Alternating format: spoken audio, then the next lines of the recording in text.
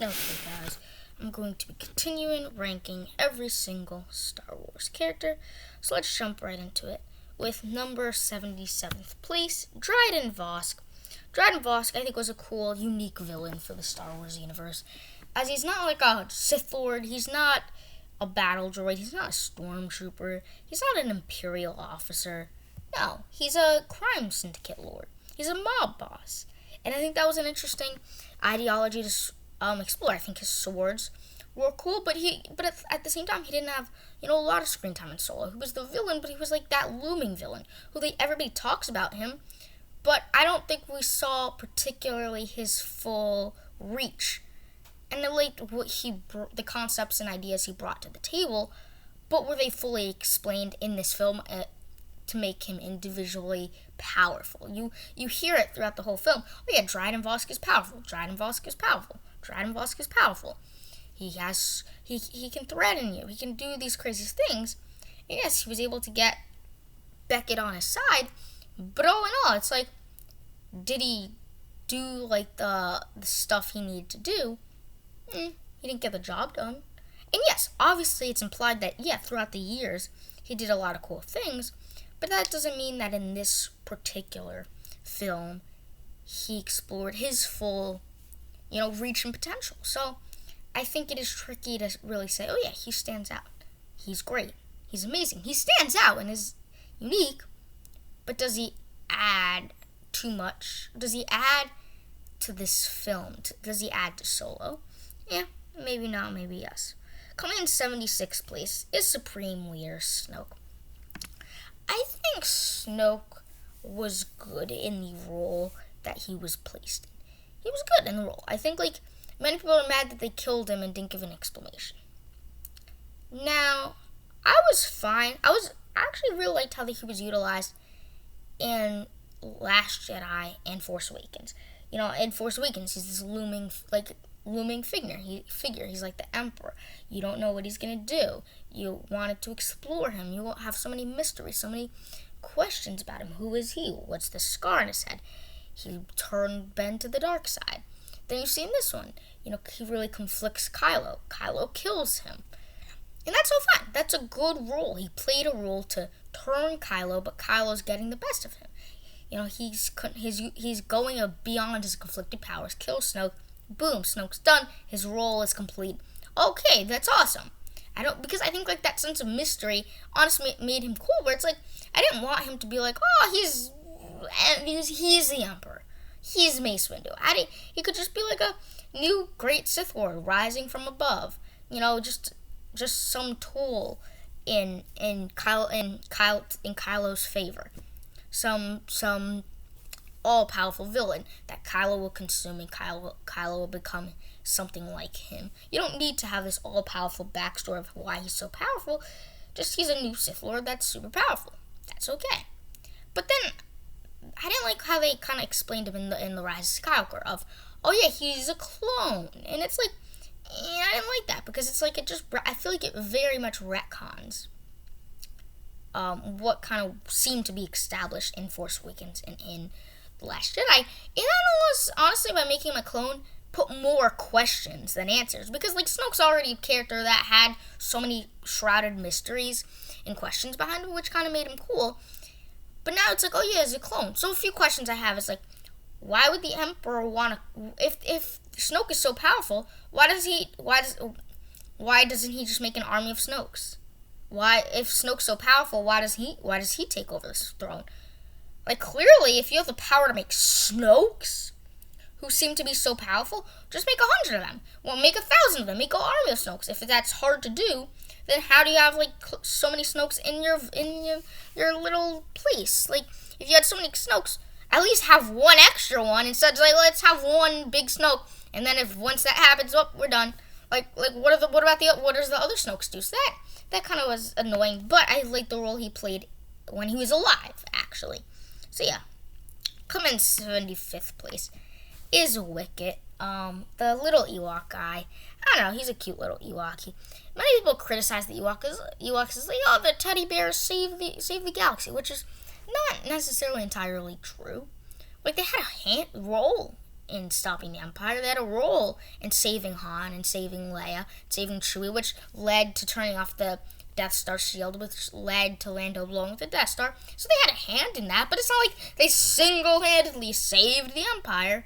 Because no, you could have said the same thing about Lando. He blew up the Death Star. You could say the same thing about Han and Leia for turning down the shield generator. You could say the same thing for Luke and Darth Vader. So they had just as much of a role as any other rebel soldier. So yeah, I didn't criticize that. It's like, oh, teddy bears killed all these stormtroopers. They used ingenuity and used their intelligence. It's not like Ewoks single-handedly, went into a, fighting ring and beat the shit out of a stormtrooper. No, that's not the case. No, they threw rocks at them. They literally took two wooden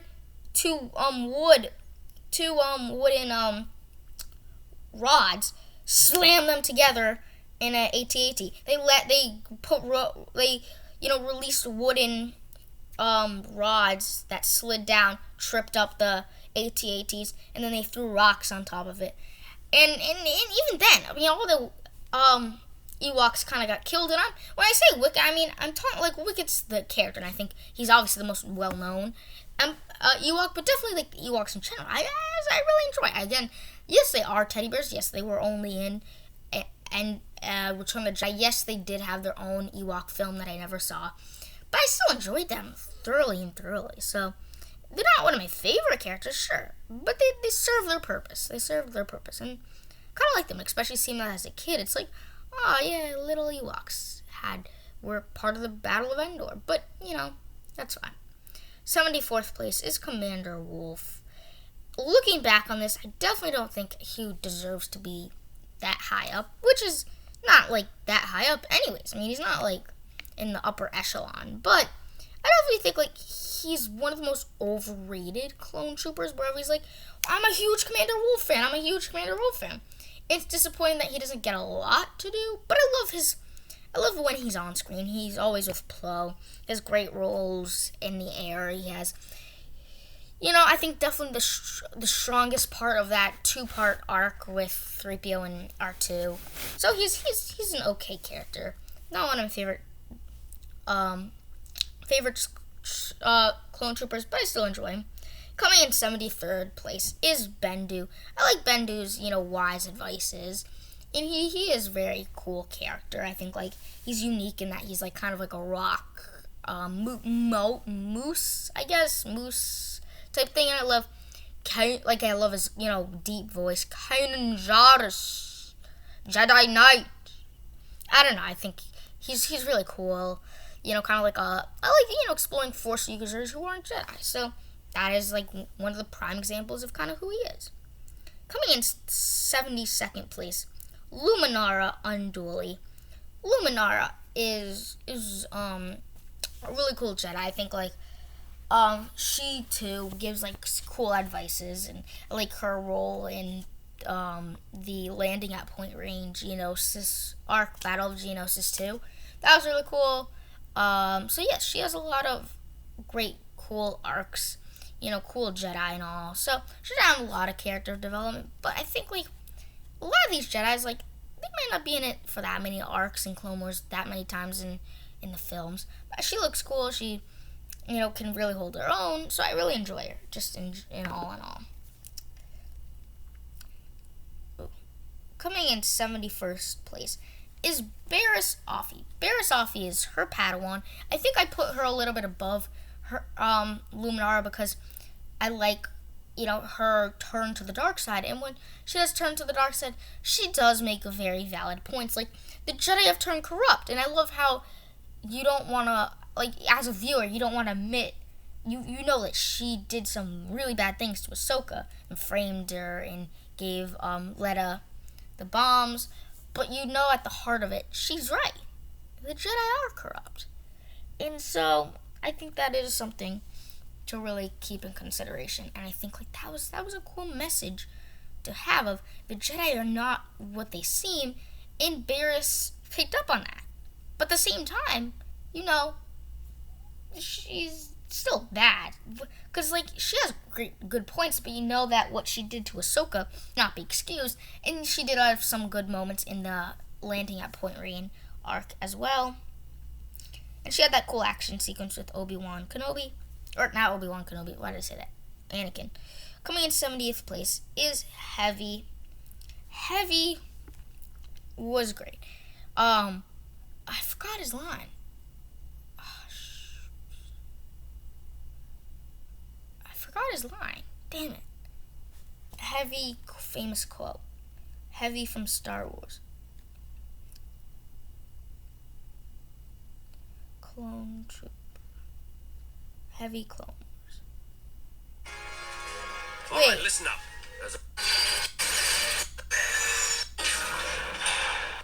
He has like that great quote.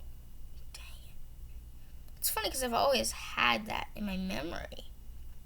And yeah, he has that really noble sacrifice. Didn't say please. Didn't say please. Yeah, that was what I was saying. Yeah, I mean, he's, good sense of humor, I guess. But no, he has a great sacrifice. He loved him in the Clone Cadet arc, learning to work with others. So he actually, with his very few episodes he was in it, he had a noble sacrifice. He learned teamwork with his fellow clones. So I really enjoyed him. So yeah. Coming in 69th place is Snoke's Guards, or the Praetorian Guards. I put them so high up just for that one action sequence. That throne room action sequence. Man. Like, the fact that they can have, like, Sith staffs. Like, their weapons are so cool. It's like a staff with, like, blades on each side. I don't even know what that's called. But, like, it can cut in half, and it's, like, strong enough to, like, stop a lightsaber. So you could have sequences where they have two, like, knife-type Sith knives, where they go boom, boom, boom, and then staff, and then cool. Yeah, I don't know.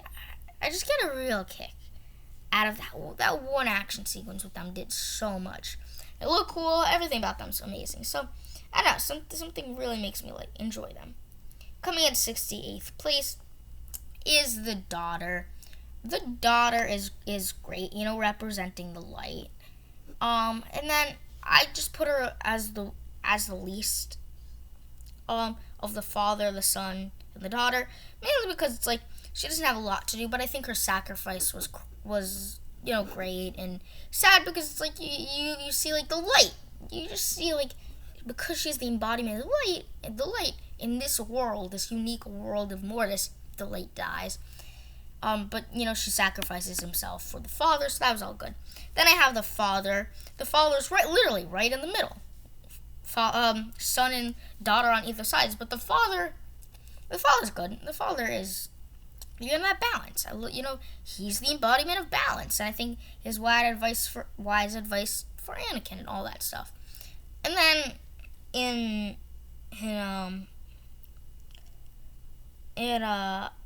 67th place is the Son. The Son is great. He brought him in the dark side. His endless dark side powers are so cool. It's cool. He's a really cool character. He doesn't need that much exploring outside the Mortis arc, because they did so much with him inside the Mortis arc. They showed Anakin the future. I think his powers are so cool, but I like the idea that he's not all powerful. He's not immortal, and since that he is contained to this planet. So yeah, I think that was all cool. So yeah, that's going to be ending it for part 5 of ranking every single Star Wars character, worst to best. Stay tuned for more videos coming right at you.